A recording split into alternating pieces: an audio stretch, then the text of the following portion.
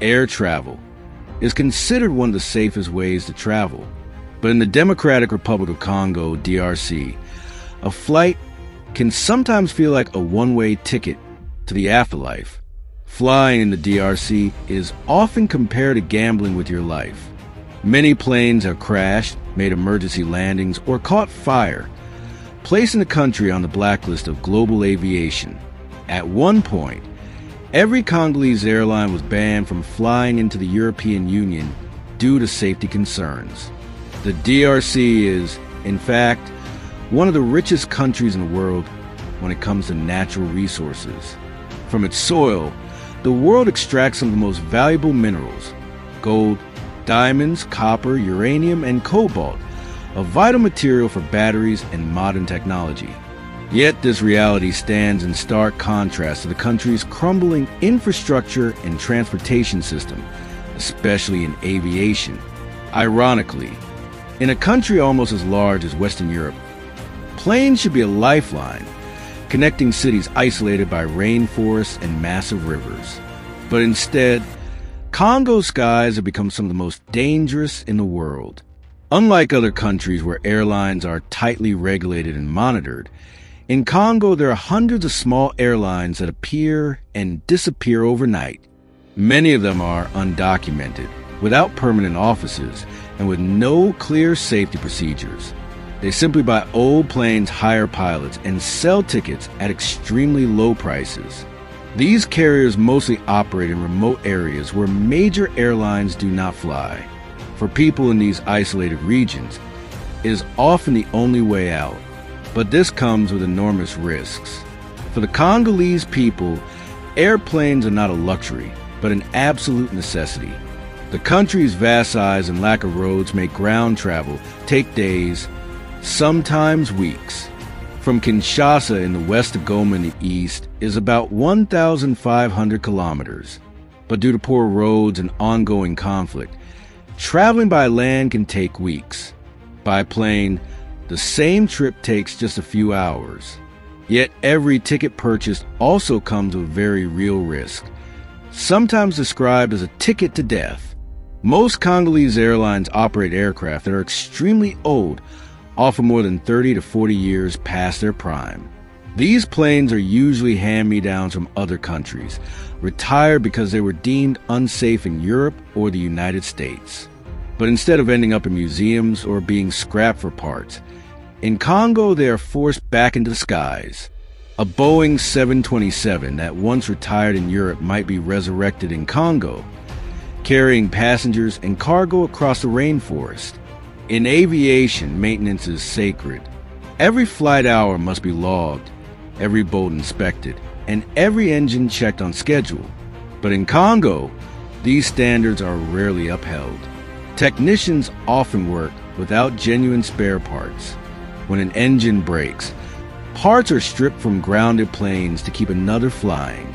There are even reports of mechanics using car workshop tools to fix aircraft components. In many regions, airports are nothing more than dirt fields or cracked asphalt runways that fail to meet international standards. Many runways are far too short, only 800 to 1,000 meters long. Yet the planes operating there, such as old end of cargo planes or aging Boeings, require at least 2,000 meters for a safe takeoff, especially when overloaded. This forces pilots to take extreme risks. They push engines to their absolute limits, hoping the plane will lift before the runway runs out. If not, crashes into trees, ravines, or nearby homes are all too common.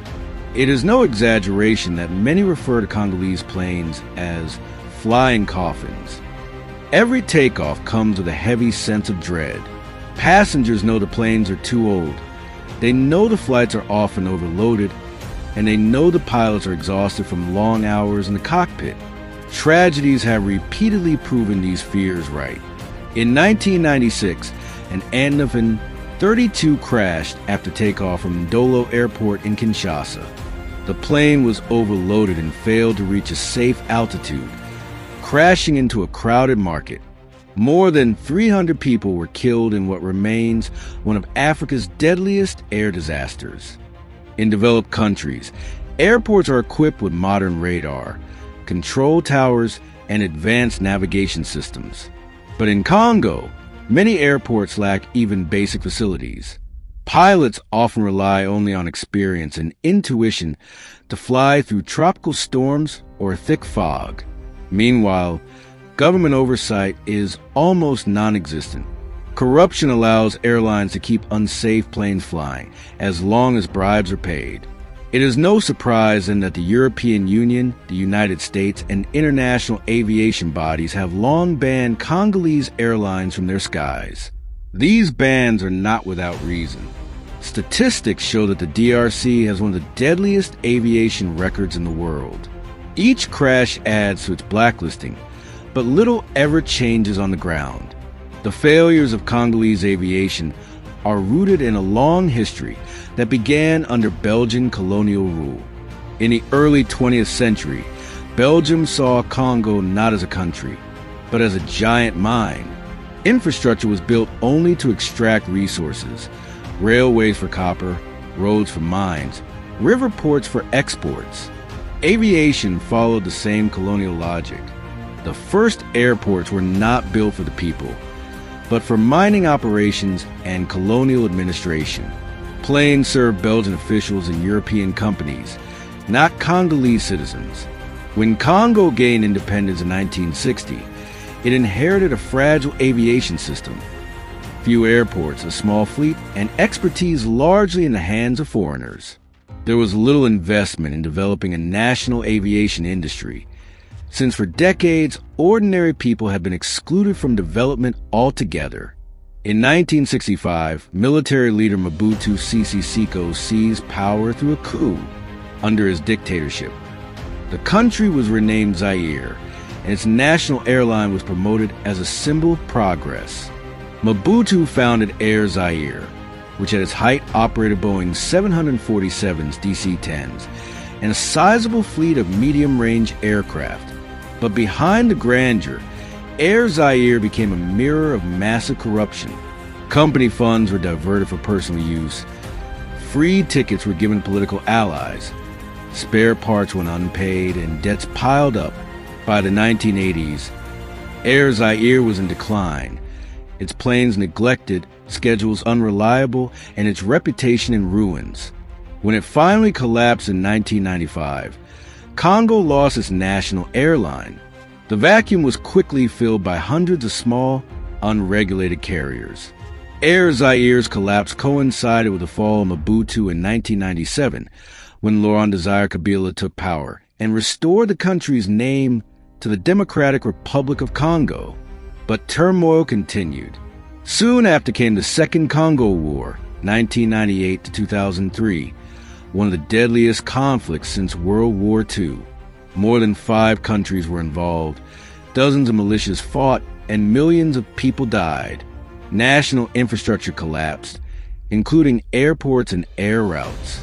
During this time, aviation descended further into chaos. Planes were used not only for civilian transport, but also for military operations and wartime logistics. Old Soviet-made Antonovs, originally designed as military aircraft, entered Congo in large numbers. After the war, instead of being retired, these planes were converted into civilian use. Aircraft meant for battlefields were now carrying goods and passengers, without proper safety standards. When the war ended, Congo tried to rebuild, but corruption flourished. The post-war government failed to regulate the hundreds of airlines that mushroomed across the country. Many were owned by military officers or local businessmen seeking quick profits. Planes were bought cheaply from the global market, forced to fly with little or no maintenance, and used on remote routes. No real national authority functioned effectively. The Civil Aviation Authority was weak and politically compromised, making safety regulations little more than empty paperwork. Faced with this chaos, the European Union took drastic action. Since the early 2000s, all Congolese airlines have been blacklisted. Not a single Congolese plane is allowed to enter European airspace. This ban delivered a devastating blow to Congo's aviation reputation.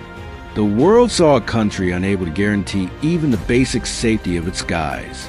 Inside Congo, however, this ban became just another fact of life. Airlines continued operating, albeit only domestically and regionally. For many Congolese, there was no other choice.